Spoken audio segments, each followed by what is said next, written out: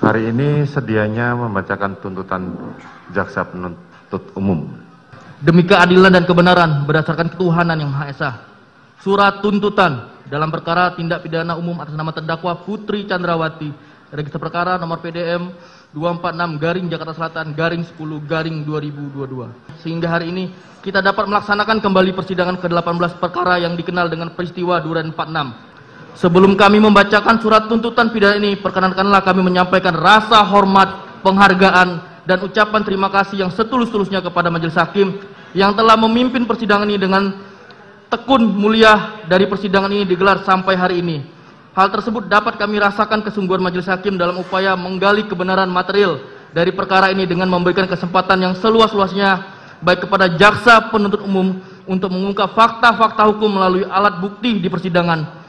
Untuk itu kami penuntut umum hanya dapat mendoakan kiranya Allah Subhanahu wa taala membimbing, menguasai hati dan pikiran Majelis Hakim dalam mengambil putusan sehingga putusan yang akan dijatuhkan dalam perkara ini adalah putusan yang objektif dan seadil-adilnya, apalagi menyangkut pertanggungjawaban hilangnya nyawa manusia yang harus dapat dipertanggungjawabkan kepada Tuhan selaku penciptanya, masyarakat, bangsa dan negara lewat putusan pengadilan.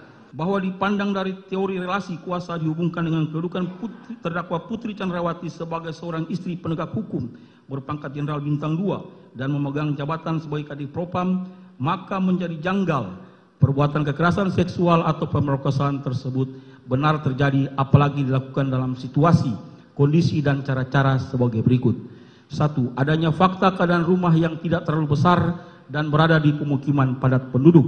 2. Adanya fakta saat kejadian rumah tidak dalam keadaan sepi namun ada ART dan para ajudan lainnya. 3. Adanya fakta korban Nofriansyah adalah seorang ajudan yang terlatih dan penunjukannya pastilah sudah berdasarkan penilaian yang ketat. 4. Adanya fakta korban Nofriansyah adalah orang yang sangat dipercaya, yaitu dilihat dari tugas-tugas yang salah satunya mengelola keuangan yang digunakan untuk memenuhi kebutuhan sehari-hari di Rumah Saguling dan Rumah Dinas Duren 3 nomor 46. H. Berdasarkan teori relasi kuasa perbuatan yang ditujukan kepada korban Nofriansyah merupakan suatu perbuatan yang berisiko tinggi sehingga menjadi janggal jika perbuatan dengan cara sebagaimana fakta yang terungkap di persidangan seperti membuka dengan paksa pintu kaca sliding yang terkunci sehingga terdengar suara hentakan pintu yang berbunyi keras dan perbuatan-perbuatan janggal lainnya seperti membanting-banting tubuh Putri Chandrawati ke lantai dan ke atas kasur.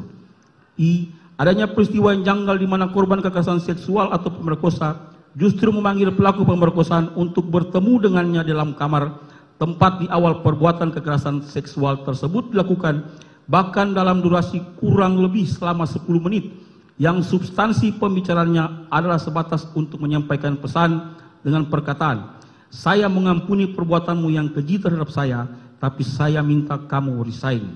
Sebagaimana bersesuaian dengan keterangan terdakwa Putri Chandrawati dan saksi Ricky Rizal Wibowo.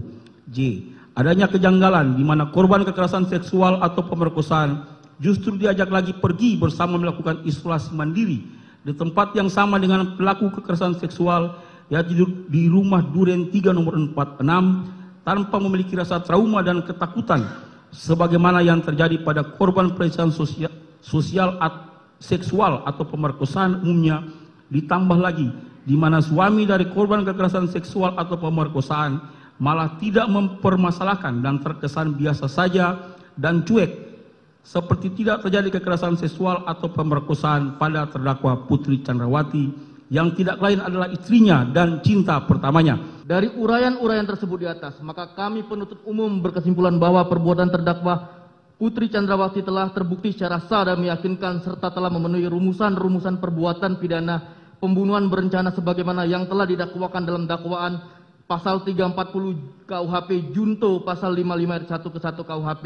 Hakim Pengadilan Negeri Jakarta Selatan yang memeriksa dan mengadili perkara ini memutuskan: 1. Menyatakan terdakwa Putri Chandrawati terbukti bersalah melakukan tindak pidana turut serta melakukan pembunuhan yang direncanakan terlebih dahulu sebagaimana diatur dan diancam pidana dalam dakwaan primer Pasal 340 junto Pasal 55 ayat 1 ke 1 KUHP. 2. Menjatuhkan pidana terhadap terdakwa Putri Chandrawati dengan pidana penjara selama 8 tahun dipotong masa tahanan dengan perintah terdakwa tetap ditahan. 3. Menyatakan barang bukti berupa dari poin A sampai dengan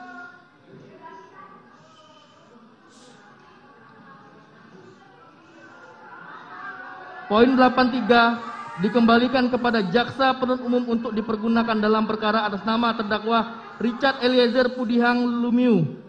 4. Menetapkan kepada terdakwa Putri Candrawati dibebani membayar perkara sebesar Rp5.000.